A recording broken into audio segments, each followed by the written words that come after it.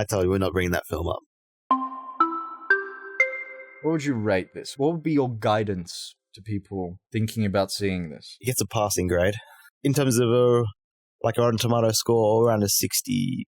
It's has a lot of flaws. But for some, there'll be moments and times where you'll be a bit entertained. You'll find something that you'll like, but be prepared to be disappointed at times as well. On a simple Rotten Tomato scale, I'm going to give it maybe a 45, because I'm feeling generous. In terms of actually seeing it, don't see it in the movies. I wouldn't recommend wasting your money going to a cinema. Don't go see it sober if you are going to see it in the movies. I think this is much more enjoyable if you go in buzzed. Ultimately, I think this is a Blu-ray movie or a stream movie with a bottle of wine or some beers to fall asleep to and never think about again. Yeah. I mean, wouldn't. People will have different tastes, but yeah, I think it's nothing special. It's nothing. Go out now and go see it, or ever. No, you can see it. I mean, it's you won't be missing out. It's a different take on a world and a characters you won't know about or hasn't been explored much before. I think you'll watch it and you'll see it could be so much better. And yeah, I think hopefully you find something that you like. Where do you want to start? You've probably all heard a lot of crap about this film. It doesn't deserve the hate that it's gotten. I thought it was mildly entertaining for a good 40 minutes. 40? Come on, be honest. Be honest. Actually, I'll extend that. Even though I didn't like the way the introduction and how utterly poorly constructed that introduction was, I still was entertained because I went in fresh. I don't know anything about these characters. I've never read any of the books. Don't ever have any intention of reading the books. But I was curious. And despite all its flaws, I was entertained until the last third, where I nearly lost it. But anyway. So basically, you weren't entertained with the character introductions, and you weren't entertained with maybe the last 40 minutes. So it's just that middle chunk of 40. Yeah, I like them getting them together and their banter, interaction in a way. When they weren't ripping off memes. Because, let's face it, a lot of the dialogue was constant one-liners, most of which fell flat. I thought Harley Quinn's ones weren't as bad as I expected them to be from the trailer. I mean, that trailer, honestly, I watched that trailer and I went, oh God, this is going to be torture. Okay, all kidding aside, genuinely as a writer, because you are the writer of this dynamic duo of ours. Well, I'm sure you've written more than me, but anyway. And more people have probably read what I've written. That's really true. No, but okay, in all seriousness, for me, every time the word bad was used, every time the word villain or evil in a self-referential manner was used, it pulled me out of the movie. Every single time. And there was at least 20 moments where it was utilized by various characters. So aside from that... This was highly influenced by the comic books, so I'm sure that was probably taken directly from the books. Well, that's never really a great defense, seeing as they're willing to change certain things that drive people crazy, but they're not willing to change the dialogue. I mean, they've got Joker in love. They don't make the best choices, I'll agree, but... So why is the writing the exception? Because I want to ask you from a writing point of view what you thought of this. It wasn't great, it wasn't bad. It was fun. It was just fun. It let the actors play the characters and give their own little quirks and tricks to their little trade. I mean, it doesn't do anything spectacular. It didn't blow me away, but it didn't take me away from the film and go, oh God, what were they thinking? There was no moment where I had to turn away and felt, oh, why did they say that? I mean, for me, this was just, it should have been more. There were times, but it should have just been a fun movie. And it could have been a fun movie. I don't think the writing made it necessarily a bad movie, just poor choices by director, maybe. Who was also the writer. I believe that the director also wrote a majority of the... Yeah, it was written exclusively, it says here, by David Ayer, who directed the film. I'd call it well-intentioned writing. It doesn't always land. But what do you mean by well-intentioned? Because I've never heard this term. I'm curious now. Look, I think everyone will admit it tries to reach and appease the largest demographic possible. Okay, that is true. And they weren't villains. I think you can agree with me that none of these individuals were villains. Look, for example, just hold on for a sec. I think we've mentioned this before. After we saw it, we said, where was the swearing? Where was the crude villain behavior that could be expressed through good writing? Yeah, okay, so that's another topic. So let's keep with that for the moment. So Marvel releases Deadpool. They suddenly realize that there is a demographic for R-rated films. Now, unfortunately for Suicide Squad, Daredevil was too late for them to do anything with the film. It was too late to do a rewrite. It was too late to reshoot. It was too late to add scenes, to take scenes away. But swearing in and of itself, do you think that crassness would have improved this film a great deal? Or do you think there was something substantially worse in the picture? Swearing and vulgarity it can inform a character if that type of character is that way. Now, I haven't read any of these, so I'm really going off my own opinion from a 2-hour movie. But there are certain characters, certain character types, that if they were able to express themselves the way I felt they should have expressed themselves, they would have seemed more well developed than they were. Yeah. And for me, I'm glad you brought this up, because there were a number of times within this film where not just the language, but also the behavior of certain characters really undercut this idea that they were supposed to be bad guys, as they keep telling the audience over and over and over again. And a couple of these are the fact that they very quickly become chummy with one another. They become friends before anything even goes down. Yeah. And these are, if they are genuinely criminals that have done terrible things prior to getting into the situation that they're in now, then they're used to working alone, or they're used to trusting as few people as possible. So why all of a sudden is there so much camaraderie there, particularly between Harlequin and Deadshot? It was rushed. I'll admit it was rushed. I mean, there were one-liners, maybe certain looks.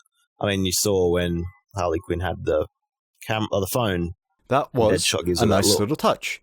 That was a good character move. Yeah. But all of a sudden, you get 40 minutes further down into the film, and they're up on the roof, and she pulls out the phone again. Suddenly, Deadshot shaking his head. What happened? How could they have developed such a deep bond with so little having happened? I see your point. So that's one of the bigger ones, but even smaller things. So the fact that they help someone up, it's a tiny thing. It's a tiny moment when Flag is getting taken away by whatever those things are. They have eyeballs all over their faces, but I'm not exactly sure what they were. But they save Flag, which is one thing, because they come to the realization that if he dies, they all die. But then they help him up. They just give him a hand and pull him back on his feet. It's tiny details like that. Yeah, it was inconsistent character motivations, and it was extremely inconsistent. Extremely is a bit harsh. I mean, you knew where it was heading. It just headed there faster than we would like. I would have never thought they would have become chummy by the end. I would have thought they would have been forced to do it, and they wouldn't have been happy to leave. You knew from that point in time, you knew this film was just a film aimed at the largest possible audience, that it had to have the largest possible audience ending in terms of it had to appease everyone. Yeah, but seeing as we're on the subject of what could have made it better, and we started off with swearing, obviously that's not allowed if you're trying to appease the largest audience. But because this did get a PG-13 rating in America and it got an M15 rating in Australia, so swearing was out, blood was out, hence why they were being chased by monsters. But, again, from a writing and a character development point of view, those tiny details, for me, are vitally important in how this film could have been improved. And again, in a couple of other cases where, I've forgotten the guy's name, one of the heroes that ends up dying, one of the villains that ends up dying. Yeah, do they even say it? I don't know. If these people are truly as dark as they say they are, and Deadshot even says that he enjoys killing, revels in it. Where was a little chuckle at what had just happened? Where was a little insult of what an idiot? That would have been a dark, humorous moment that would have shown that a bit of character. Any one of those supposed villains. Because this film was advertised as them being supervillains, and they're not. At the most, they're probably mercenaries. They're guns for hire. Deadshot's an assassin. Harley Quinn is a mentally deranged individual. Yeah. Boomerang's a thief, so he's not looking to take over the world. I mean, he wants diamonds. And Killer Croc is a freak accident in evolution. Yeah, and Diablo's just a Mexican stereotype. He was a tiny glimmer of hope for me in the writing, because the way he was introduced, just that gentle exposition about him handing himself in at the foot of what is thought to be his burning house, I think that was a beautiful and just enough to make him compelling, and to make him a pacifist amongst all these criminals was a nice touch. And he was probably the standout for me out of the entire team. Yeah, well, I think they could have utilized him a bit better. I mean, for me, that felt forced. You knew how his character arc was going to go when they came together. Well, it's funny you should say that, because one of the things I'm actually pleased about is people died. People actually died in this film. Yeah. So none of the main mercenaries die, but he was one of the bigger ones that did end up losing his life, and that was nice. It was I genuinely actually felt something from his moments throughout the film. No one else. For me, the only character that was brought to life was Harley Quinn, in a way. She was acted the way that I would like to see her in more stuff. I would like to see her in her own film. The one-liners, they work for me. I mean, they were enjoyable. They didn't say too much about a character, but they were enough where I was like, yeah, I could watch some more of this. The thing for me, when I was going throughout that middle part of the film, for me, it was just, there was this unpredictable quality. I couldn't tell what was going to happen in the end. I had no idea how the Joker was going to be utilized. I had no idea what this villain was. Turns out that it wasn't done the best way, but for going into it, I was going, how are they going to, what's her purpose? What is she doing there? Okay, so I'm just going to add something to Harley Quinn, because I agree with you that what Margot Robbie did was great with the character, but the character she was given, I think, wasn't the best representation of what Harley Quinn could have been, because it seemed to me that it was straight out of the animated series. It seems very simple. This goes back to my point of, if the movie was just a fun romp, it would have been perfect. I know. You keep saying that, and yet there is this disjointed nature in the movie that it's trying to take two bites of the cherry in both being a fun romp and a serious film. Yes, and it struggles at times with that balance. It struggles a lot with that at times. But she's the part that kept it light-hearted, or maybe light-hearted isn't the word, but it kept it entertaining without forcing emotional or dark scenes on you. But there's a difference between light-hearted and childish, and for me it took it too much into the childish realm, because her character's backstory is that she's a psychologist, so she has the capacity to play with people's minds. She has the capacity to manipulate. And the way she was doing it was very, very simple.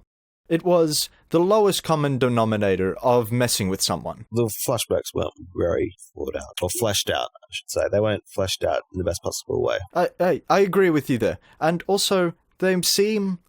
a lot of the flashbacks, particularly with Deadshot and with the Joker and Harley Quinn, they seemed purely to force two characters into the picture. One was the Joker, and the other was Batman. And they weren't... I know why they did it. They were hedging their bets. They were hoping that more people would go to see it because those two characters were featured in the smallest possible way. But they weren't needed in the film, and particularly Batman's presence raises more questions than it answers when it comes to why this team was formed, what their purpose was, why they were the ones in charge of taking down this particular villain at this particular time.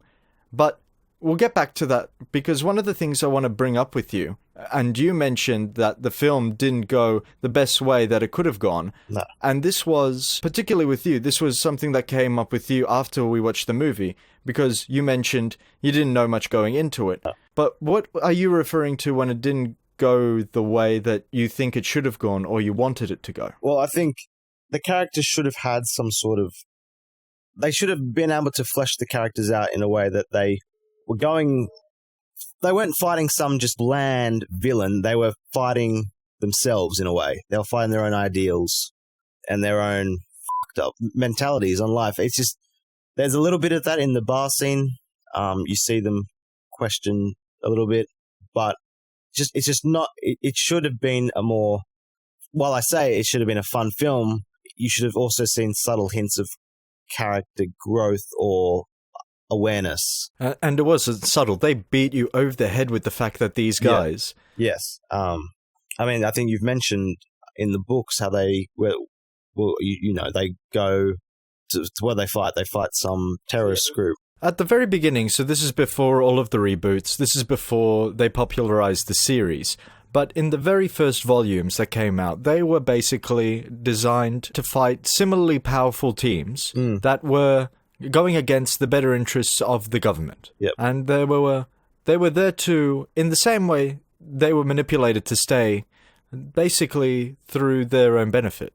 But they were designed to go into areas that high moral standards they wouldn't go into. Yeah. So questionable actions in questionable situations against questionable people. Yeah. And that's their strong suit. But also before we started recording, we had a brief discussion about where a lot of people speculated this was going to go.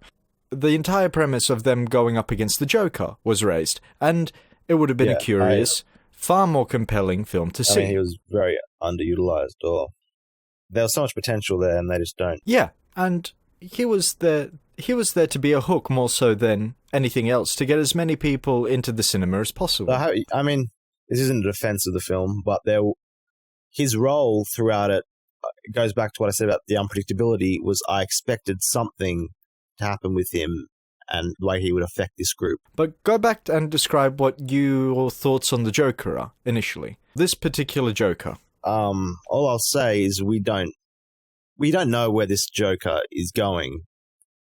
But while I've heard a lot of criticisms, I think there's a potential, if it goes the way that he isn't the Heath Ledger Joker, he isn't any other Joker besides what he should be is the comic book portrayal in terms of the insane, unpredictable, impulsive Joker. The Joker where anything can happen, no rational thought behind any of his actions. And I think Jared Leto, the actor, he does a decent job of at times showing this different Joker, but there are times where he's pulled back, restrained, and we don't get enough of him in this film at all. And his annoyance with the film with me was his relationship with Harley Quinn. It could have affected the group so much more. Now, see, this is why I wrote a couple of notes down, particularly because it's not expressly stated that in any written material that he is at any time jealous or particularly infatuated with Harley Quinn. But he won't necessarily go out of his way and help her out of a situation. No. And I can be on board with Jared Leto's Joker being in love with, or that infatuated with Harley Quinn. Because I think it would make a more compelling romance if at times he's obsessed with her, at other times he throws her away. So there's potential there. The problem was that it was in amongst so much other portrayals of love that it got lost. And what I mean by that is, if you take a step back and look at a majority of the male cast in this film, they're identical. They can all be the same person. Deadshot has a family that he cares about. Diablo has a family that he killed but also cared about. Flag is in love. He's got a woman that he's desperate to save but also may have to kill at some point. And there are inclinations that Boomerang Man also has people that he cares about, because he mentions briefly that he has a grandmother and he carries around a stuffed animal that can be a representation of either a child he has or a family member that he cares about. Doesn't really matter. They're all the same person. And the two women in this film as well are the same people. Harlequin and, what's her name? The Enchantress. They're also the same person in that it's thought that they can be manipulated by love. That they can be beside a man and that the man can have total control of both of them. In Harlequin, it's the Joker. She'll do whatever But I think he tells her to do. That's her thing. she's manipulated into that love. Yeah. It's, From what the little scene we got. the little scene we got, but that just means that she's a terrible psychiatrist. I mean, it may to have the Joker to have an impact on her. It doesn't surprise me. He has the potential to have that sort of charm about him, and that sort of unique quality. But they just don't explore it. I mean, you just don't see it enough of it to know. Which, I mean, it's fine in a way, because I don't want the film to be a half-hour flashback of her life. It was a 40-minute flashback of all of their lives at the very beginning. In a way, it was more of a quick cutscene, different. It didn't linger on any particular. They're not in one place at one time. They're at least moving around. They're doing different things. I mean, you see her in the club. Okay. You see her in the car with in the as the Batmobile is chasing them. You just see them in different situations. So there was just too much of that. And for me, that was extremely lazy story writing. I don't know how you feel about it, but to have so much similarity between these supposed villains, it became bland very quickly. And what I would have liked to see from any of them, doesn't matter who it is, but to have them believing that all of their actions were the right thing to do. But maybe it was in an intention of it was supposed to have the camaraderie, just be a quick, oh, we have similar stories, we relate now.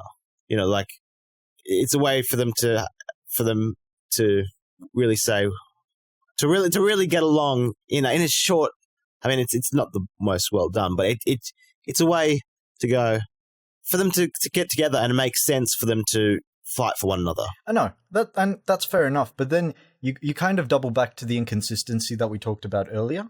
That particularly Deadshot is a good example of this and what you're talking about, because he gets asked at some point in the film, "Have you ever been in love?" And then he comes back with the statement that if you've killed as many people as I have, you don't get to sleep like a kitten and feel things like love. And then all of a sudden, for them to go into the bar and be chummy with one another because of these random connections, it's inconsistent writing. I wasn't very impressed with the Deadshot character. What everyone else was. No, and I think I have a feeling they gave him too many lines because he was Will Smith.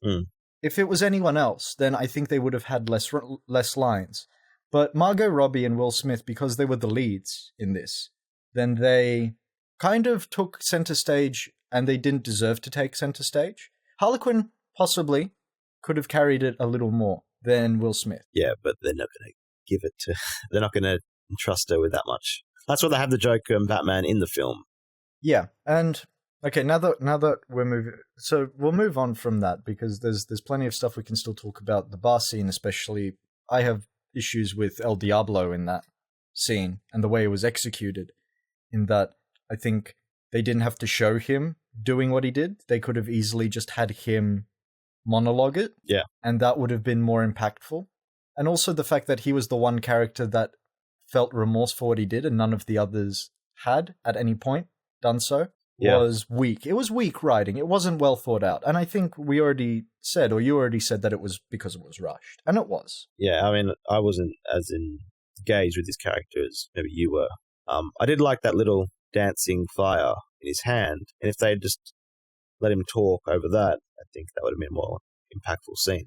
And when he suffocates it. And he suffocates that could have been enough. That's a symbolic, powerful image, but they don't ever utilize it enough. And I think that was one of the better examples when they killed him. Apart from it being convenient for the story and the script that he had suddenly gotten control of this power that he said he could only tap into when he felt rage. So basically, It was a little wave to Marvel saying, "Yes, I am always angry. That's my secret." And he hulks out onto the brother of the Enchantress, and he dies. He genuinely dies. There's no bringing him back. And that was a good use of death in a movie. At least for a comic book movie. It was cliched, it was common, but it was a breath of fresh air from what otherwise was a pretty dull movie. Yep. I want to get your opinion on this, because you're a bit of a fan of Batman. I think, yeah, so it's my favorite. He's compelling. It's compelling. You're not a fan of Batflick, though? No, not to say the least. That's putting it nicely. Tell me a bit about his presence in this particular movie. Waste of time and money, and really an insult to Batman fans out there, even DC Universe fans. I'm not going to go into his other film. I mean, he's not portrayed. I don't know this Batman. I don't want to know him. I don't know him. He doesn't act the way I expect him or want him to act.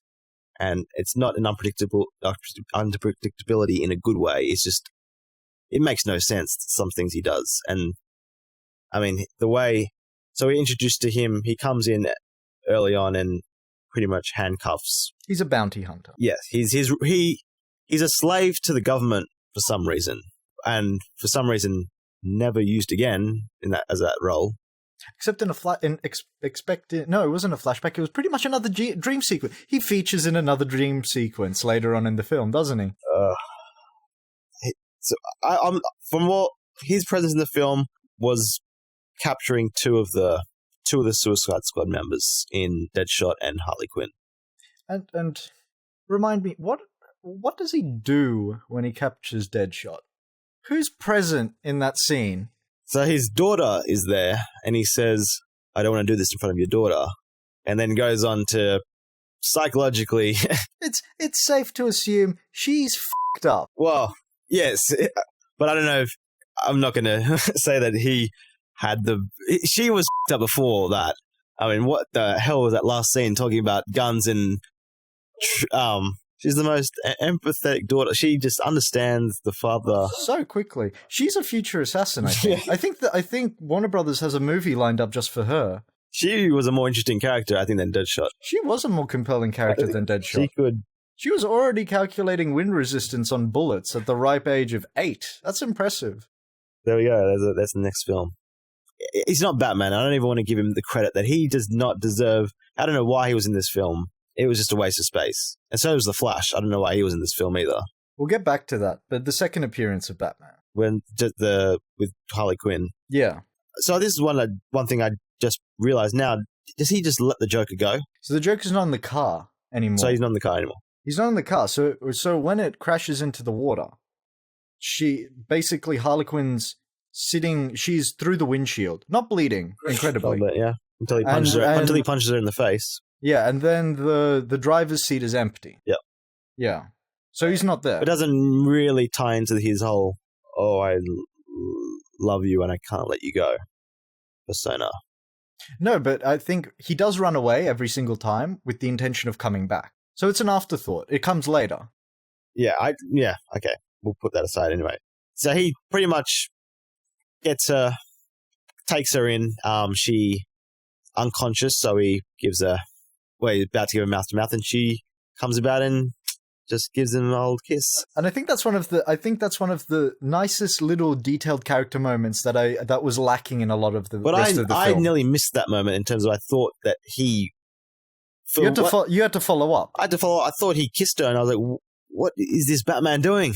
Yeah, but then when you realized what was actually happening, it's a nice touch. I think I've seen that in a lot of the Batman animated series, the way that he reluctantly has to kiss girls, and it's a nice touch for the Batman character to have to do that. And at the same time, every single girl wants to kiss him. Yeah. Except in Nolan's, where he's pretty happy to just go at it with Anne Hathaway every chance he gets. I think that's the one exception. As Batman. Both. As Bruce Wayne and as Batman. As Bruce Wayne, it makes sense, but as Batman... Yeah. That last scene, where they're carrying the bomb out. Ah. He snogs her. Yeah. Well, right there. That's the last scene. And then later, you see him in this. I think it was some Italian city with her. Yeah, that's Bruce Wayne. That's not Batman anymore. But while he was Batman, there was a kiss, and he was happy to do it. And that was the last scene. That was of the whole last scene. thing. We'll let that go. And the fact that it was impossible for him to have actually carried the bomb far enough away from Gotham to actually let everyone live. Don't bash that trilogy. that trilogy is that's sacred. It's sacred. It's a sacred cow. No one's allowed to make fun of. No. So he was useless in this film. And I didn't. The funny thing is, I knew going in that he wouldn't feature much in it, and what I got was I was done with him. I was glad he didn't come back because I knew that would ruin his character even more. But he's coming back for at least 2 movies that you're definitely excited about and you can't wait to see. Look, the direction this franchise is going is not one I endorse. I don't think the special effects were as bad as everyone made them out to be. But I think it was cinematically less spectacular than anything Snyder's put together. It was more coherent. It wouldn't make sense to. I mean, this is one thing I mentioned earlier. I really love the posters, this color scheme.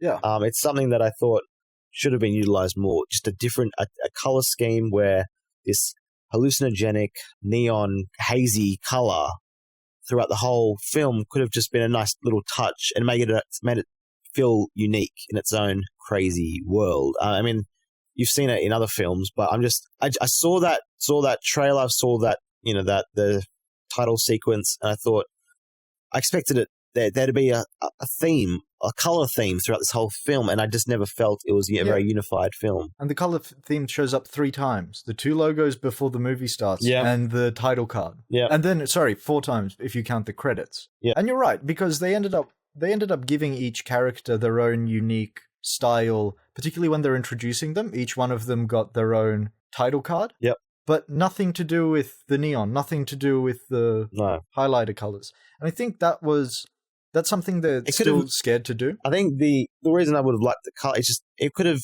imbued the world with so much personality, its own unique. I mean, I don't know this city. I don't know this world. What was it, Midway City or wherever we were in? Well, it's supposed to be Chicago. So Midway's supposed to represent Chicago. It didn't have its own unique quality, and I felt like the utilization of color. I mean, you've got Gotham is very dark shadows, dark tone.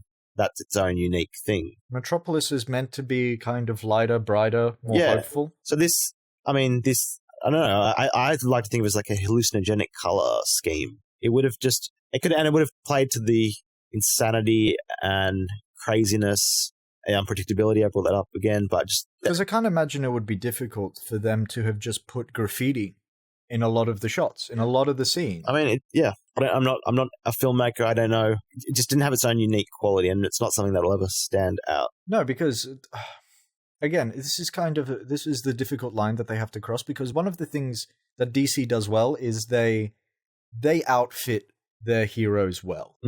All of the heroes look good. And I remember the concerns that were going around, particularly around Aquaman and Wonder Woman, because they had the toughest costumes to try to make modern. And they did well. Yeah. They did well for Captain Boomerang. You saw those Google results. You saw what he looked like. He did look pretty good. He looked a lot better. Harlequin was toned down. They did have the homage to the Jester outfit. Yeah. Saw that. Which was a nice touch. And again, this is something that infuriates me about the films, because they do Easter eggs well. DC does Easter eggs fantastically well. Tiny little hints at what the comic books referenced or important moments in the comic books. And yet they fail on major character details that we listed before. They fail on just making these people seem bad. They fail on making them seem like they're criminals. Because I know they were trying to humanize them, but they went way too far in that direction. And dark humor at the expense of, lives, or at the expense of pain, is something that these people could have used. These characters could have used. And I think in general, the editing was rough. It was confusing at times. There was no sense of time in it as they're cutting from night to day to night to day, back and forth. The opening scenes were wasted. I don't know how you felt about them, but having Will Smith as the opening scene and Harlequin, and then the title card, and then Amanda Waller going into the meeting at the restaurant, and then reintroducing Deadshot and Harlequin once again. Yeah. I mean, why? Why waste the audience's time? Yeah, it wasn't really well thought out. No. And they're still playing catch up, and they're still mixing too many plot points into a single movie. I mean, people have complained about the structure of this film. I still felt it followed a fairly linear narrative structure, and it didn't. For me, it wasn't as.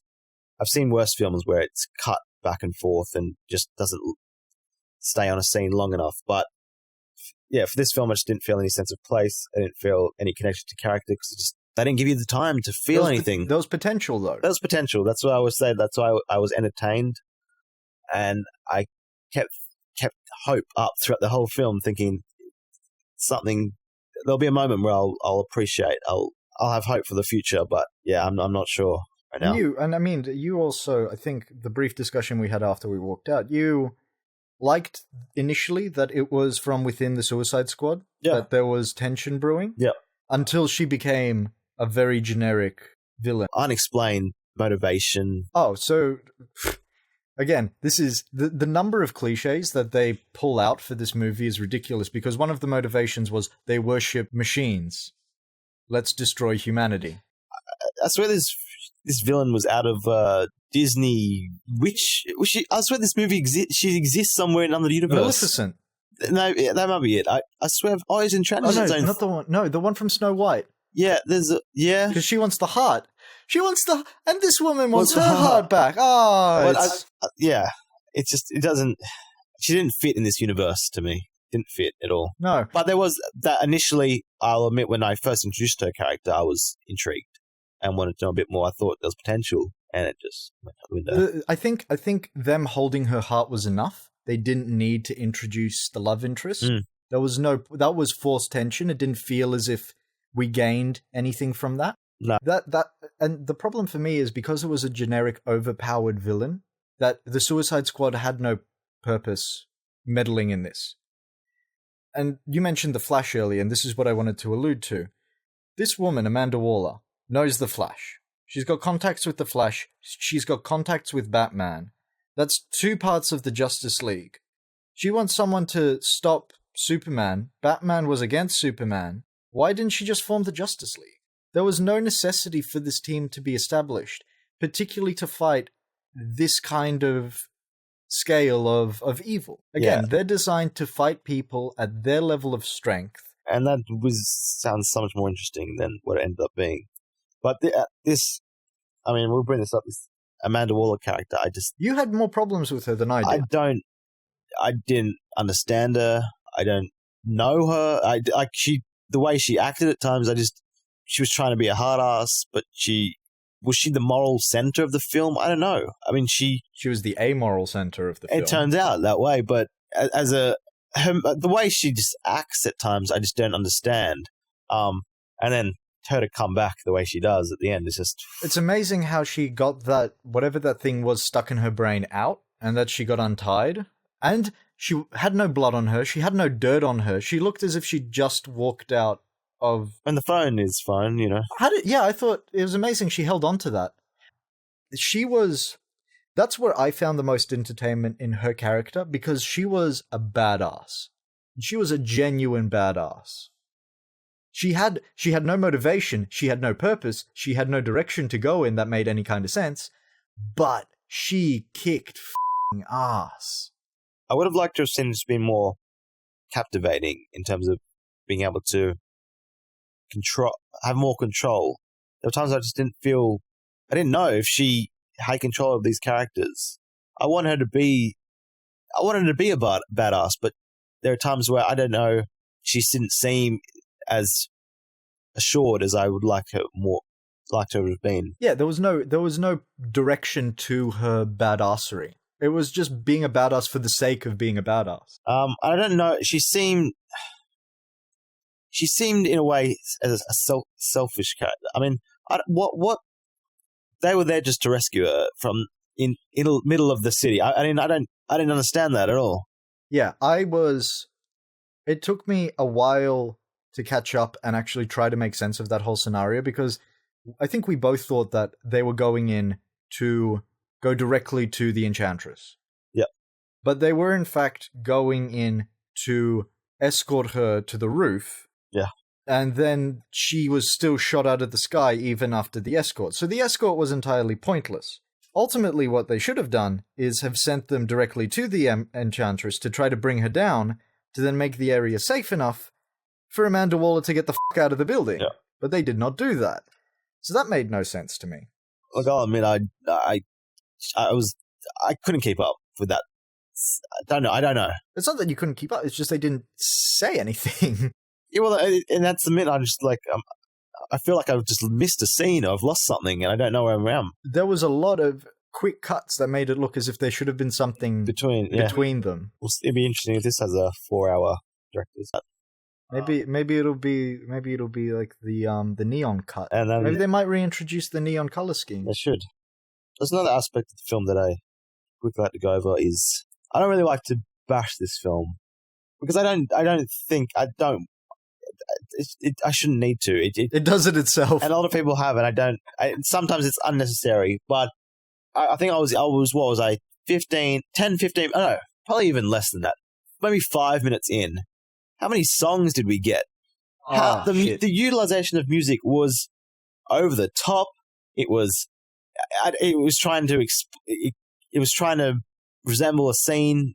There was no subtlety in the song. No, there was no subtlety at all. But it just didn't feel necessary in the end. I don't know what it was there for. When I watch films, I can get emotionally manipulated by music. Music can stir things within me. But the song choices in some of these, they're pop songs. I just had a thought, and I think it might have been to try to replicate Guardians of the Galaxy.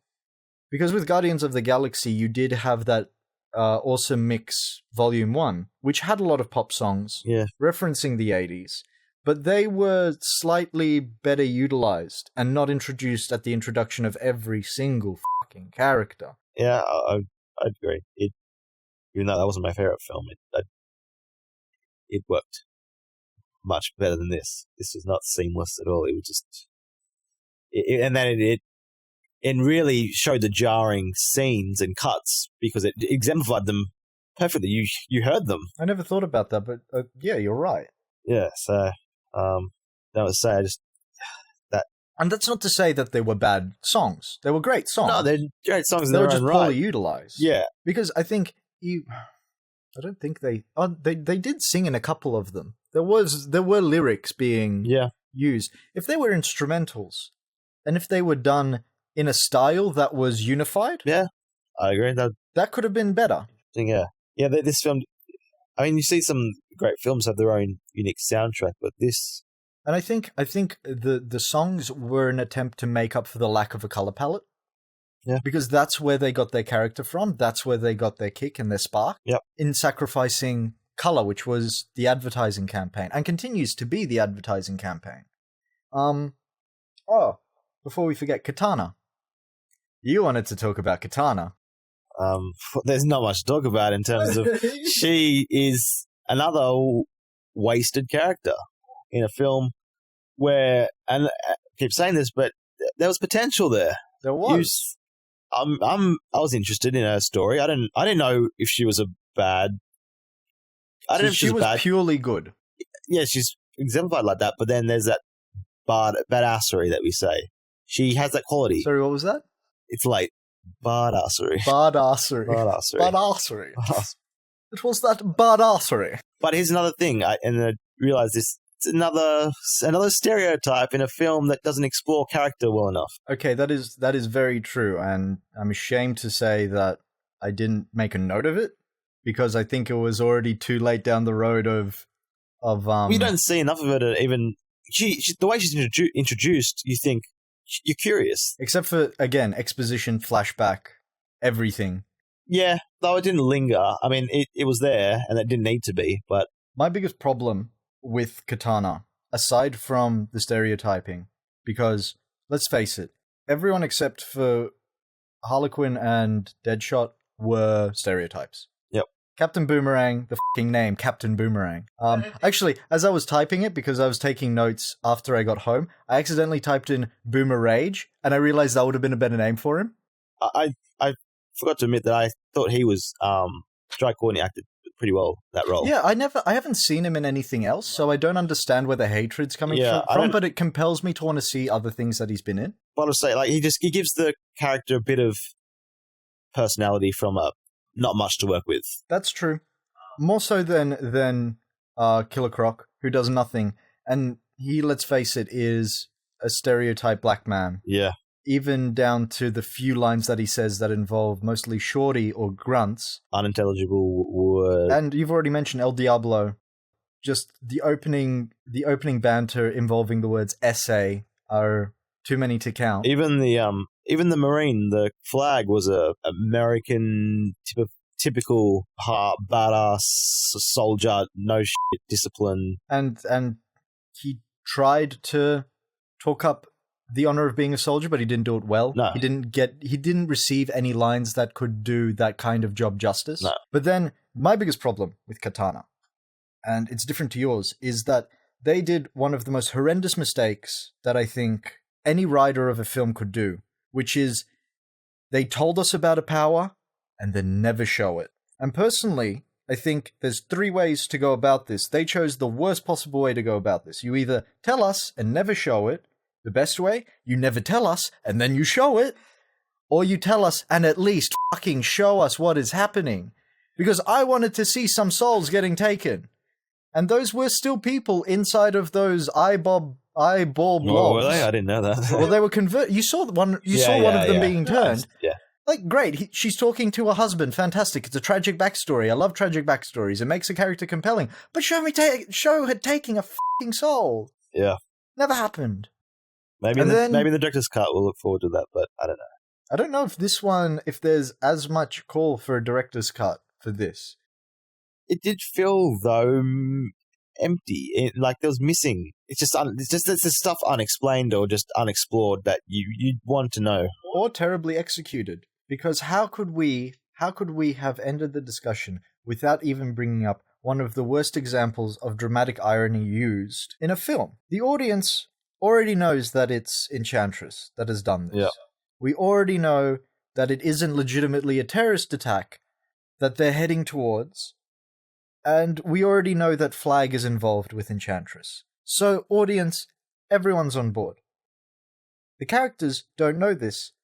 They find the secret documents in the helicopter, and all of a sudden they lose their shit. Did that feel forced? Yes. And did it force them into the bar? Yes. Yes and yes. And do you know where I'm going with this? I mean, the bar scene was one of the better scenes. If you look at the whole film, it's one of the most memorable ones. Yeah. I'm not saying it was the perfect scene. And it was taken straight out of how it should have ended. Because there is the villain bar. The villain bar. Yeah, that's a good point. I didn't think about that. But we do get some of the best character moments in that bar scene. So getting them there. But yeah, it was rushed. It was rushed into. Rushed into. What I'm getting at is, I'm not sure if you've heard of the Nerd Writer, and I'm not sure if you've watched any of his videos, but he covers one particular video that looks into one of the fundamental flaws that Warner Brothers is facing with their films, particularly their comic book movies, and that's that they go for moments as opposed to scenes. And he basically discusses the fact that Zack Snyder is fantastic at taking a single panel from a comic book and replicating it in film. Which, you can't deny that he's excellent in doing that. But what falls apart then is that he doesn't have scenes that actually build up and deserve those moments. That's the synopsis of what the Nerd Writer talks about. And this movie, what we end up seeing is that they've learned to create scenes. So I think there are 2 or 3 decent scenes in this movie that actually have moments of either character development or have insights into who these people are or have decent dialogue. But they're still missing the connecting factors between those scenes. So it looks as if they started off with the bar scene and wrote their way around it.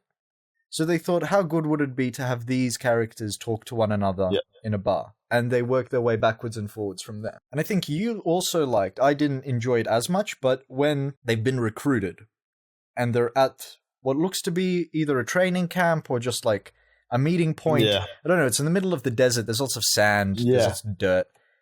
And they put on their outfits, but at the same time, they had nothing worthwhile connecting all of those scenes together. Yeah. I mean, And the dramatic irony was an attempt to force them into the bar, but it was poorly executed. I mean, you mentioned how at first they're resistant and then all of a sudden they're just going along with it. So again, in the opening shots, when they're actually testing their abilities, and Deadshot, we get it. He can aim. But to show us about a minute or two of footage Yeah. of him just hitting the same hole over and over and over again with 3 different guys, it was so unnecessary. Yeah, we get it. Actually, yeah, that's a good point. I remember You can shoot a bullet. Back on topic. When they were going for the evaluations, they were compliant. They stepped out of their cells. They were fine. They weren't really aggravated or assaulting any prisoners. And then when it came to them actually being recruited, all of a sudden there's fights. They don't want to go with them. They're being forced out. They're being injected. They're being put into tanks of water. And again, the film could have been far more eloquently cut if it were to be given to someone else. Because I think they could have easily left the reveal of the Enchantress to the very end. So if we had known going into the city that it was actually a terrorist attack, so if we had been on the side of the Suicide Squad and believed everything that they were being told by Amanda Waller, that it was a terrorist attack, that there was something going down in Mid-City, that they could redeem themselves and get rewards for doing so. And then, when the file gets discovered, and as Will Smith's reading through it, you have a flashback, even though there were too many, but a flashback into the Enchantress doing everything she did up until the explosion. Yeah. That would have been better executed. They did it extremely poorly. Yeah, I agree. I mean, the problem I have with this film, Amongst many, but there's just no focal point. There is no one. I mean, we're supposed to be following Deadshot, I assume. Deadshot's the one. He's the one we know the most about, along with Harley. Yeah. But we get this scene, a lot of scenes with Amanda Waller, so we know stuff that they don't know. Are we supposed to feel a certain way towards these characters because we know that? I mean, I don't know. There needs to be a focal point in this film, especially if they are bad guys. There needs to be something we can hold on to and go, all right, I know where the center of this movie is, and I know which direction at least we think it might go. It's just a problem with, we've said it so many times, but it's just the structure from the opening, just cut between characters. It's disappointing because throughout it there were moments where I was entertained and I thought there's possibilities, but it doesn't meet any of them, and it easily could have. Yeah, and I think I was pulled out more by those things than you were. I constantly kept feeling myself leaving the action, leaving the tension, to be sitting in a cinema.